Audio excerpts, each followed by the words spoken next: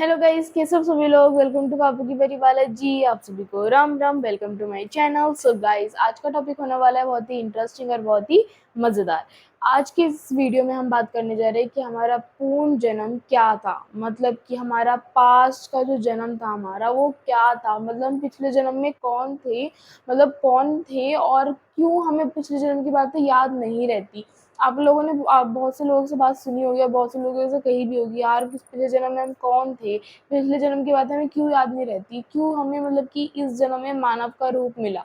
बहुत से लोग ये बात सोचते होंगे। सो गाइस, आज हम इसी टॉपिक पे बात करने जा रहे हैं, जो कि होने वाला है बहुत ही इंटरेस्टिंग। सो वीडियो को बिल्कुल स्किप मत करना और आइए चलते हैं। देखिए, हम अपनी पूरी डेली लाइफ में कुछ बातें बोलते हैं, कुछ बातें हम सुनते हैं। तो देखिए, हम जब बोलते हैं और सुनते हैं, उन दोनों को मिला के हमारे मन के अंदर बहुत से क्वेश्चंस बनते हैं कि ये कैसे था, ये कैसे हुआ, ये क्यों हुआ। हम ये सब बातें सोचते हैं। वैसे ही हमारे मन में एक और क्वेश्चन आता है कि हमारा पुनर्जन्म कौन सा था, हमारा पास्ट का जो जन्म था वो कैसा था, क्यों हमें बातें याद नहीं रहती उस जन्म की। तो हम इसी वीडियो में बात करने जा रहे हैं इसी टॉपिक से रिलेटेड। और भागवत गीता में कुछ ऐसी बातें कही गई है इन चीज़ों से रिलेटेड, तो हम वो भी डिस्कस करेंगे। तो वीडियो को स्किप मत करना। सो गाइस, अगर आप किसी से पूछेंगे कि आप पिछले जन्म में कौन थे, तो वो आपको मना करेंगे कि हम नहीं जानते कि हम पिछले जन्म में कौन थे। वैसे ही हमारे पुराने ग्रंथों के अनुसार ये बात कही गई है कि जब हमारी जीवात्मा अपना एक पुराना शरीर छोड़ के नया शरीर ले लेती है, उसे कहते हैं हम पिछला जन्म। गाइस, एक बार क्या होता है, श्री कृष्ण भगवान जी अर्जुन से कहते हैं कि देखो अर्जुन, तुम्हारे भी बहुत से जन्म हुए हुए हैं, मेरे भी बहुत से जन्म हुए हुए हैं। फ़र्क सिर्फ इतना है कि तुम्हारे जो जन्म हुए हुए हैं तुम्हें वो याद नहीं है, लेकिन जो मेरे जन्म हुए हुए हैं मुझे वो सारे याद हैं। इस वजह से तुम्हारे लिए ये ज़िंदगी बहुत ज़्यादा नहीं है। जैसे कि आप पुराने वस्त्रों को त्याग कर नए वस्त्र धारण करते हो, वैसे ही हमारी आत्मा पुराना शरीर त्याग कर नया शरीर धारण करती है। इसी को ही कहते हैं हम पुनर्जन्म। और गाइस, क्या है हमारा जो शरीर है, ये 5 तत्वों से बना हुआ है, जो कि है आकाश, वायु, अग्नि, जल और धरती। अब गाइस, अंतिम समय में जब हमारा शरीर नष्ट हो जाता है, तब क्या होता है, हमारी वायु वायु में समा जाती है, हमारा जो जल होता है वो जल में समा जाता है, हमारी अग्नि अग्नि में समा जाती है, और आखिरी में बचती है हमारी राख, जो कि धरती में समा जाती है।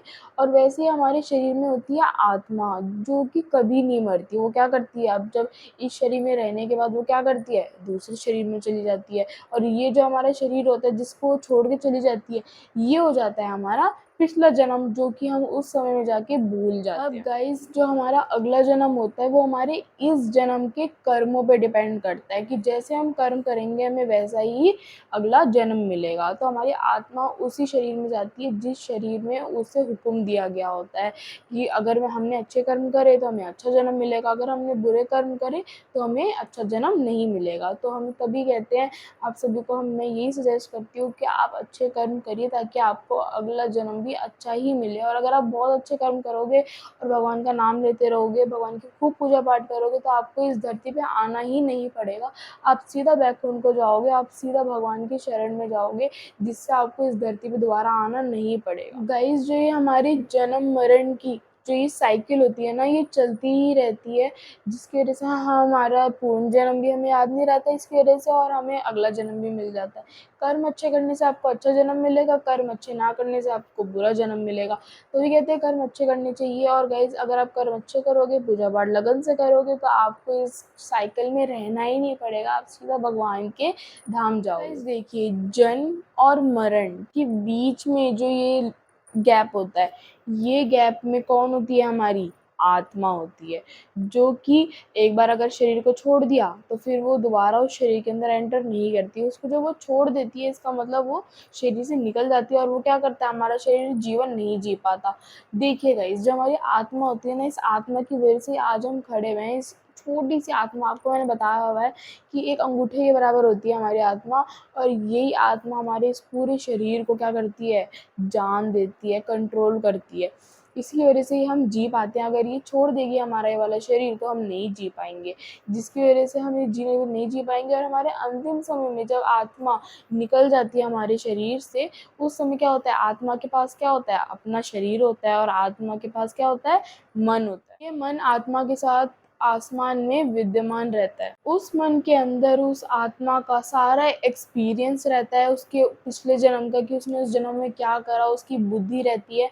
और फिर क्या करती है आत्मा, जब वो उस शरीर से निकल जाती है, फिर वो इधर-उधर भटकती है कि कोई मेरे को दूसरा जन्म जल्दी से मिल जाए। वो दूसरे शरीर की तलाश में निकल जाती है। इस बीच जब आत्मा भटक रही होती है तो कुछ आत्मा क्या हो जाती है, भूत लोक चली जाती है, कुछ आत्मा गहरी नींद में चली जाती है, कुछ आत्मा पितरलोक चली जाती है, तो कुछ आत्मा देवलोक चली जाती है। लेकिन उस आत्मा को कोई ना कोई जन्म जरूर मिलता है, कि जैसे उसके पुराने शरीर के जो कर्म रहे होंगे, उसकी वजह से उस आत्मा को दूसरा शरीर लेना पड़ेगा। अगर उसके अच्छे कर्म रहे तो अच्छा उसे शरीर मिलेगा, लेकिन अगर उस आत्मा के पुराने शरीर के बुरे कर्म रहे तो उसे बुरा जन्म ही मिलेगा। अब देखिए, जन्म, मृत्यु और फिर दोबारा से जन्म, ये साइकिल तब तक चलती रहती है जब तक आत्मा को मोक्ष ना मिल जाए, शांति ना मिल जाए, तब तक ये साइकिल चलती रहती है। अब पुराने शरीर ने जो कर्म करे हैं, उस आत्मा को फिर वैसे ही शरीर में जाना पड़ेगा दूसरे, और वैसे अगर उसने अच्छे कर्म करे तो उसे फिर से एक अच्छा शरीर मिल जाएगा।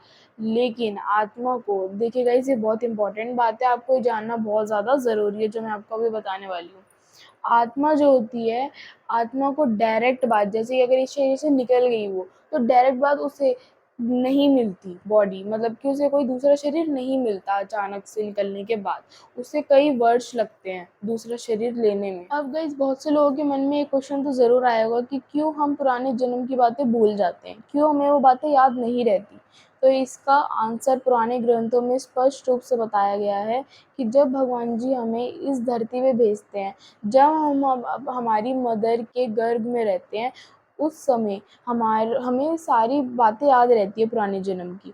लेकिन उस समय जो हमें पीड़ा होती है, उस समय हमारी मेमोरी डिस्ट्रॉय होनी शुरू हो जाती है, और जैसे ही हम इस एनवायरनमेंट में, इस संसार के एनवायरनमेंट में प्रवेश करना शुरू कर जाते हैं, उस समय क्या होता है, हमें बहुत ज़्यादा तकलीफ़ होती है निकलते समय, और जब मनुष्य आता है इस एनवायरनमेंट में, तब वो रोना शुरू हो जाता है, जिसकी वजह से उसकी मेमोरी बिल्कुल ही ब्लैंक हो जाती है, मतलब बिल्कुल ही ख़त्म हो जाती है पुराने जन्म से रिलेटेड।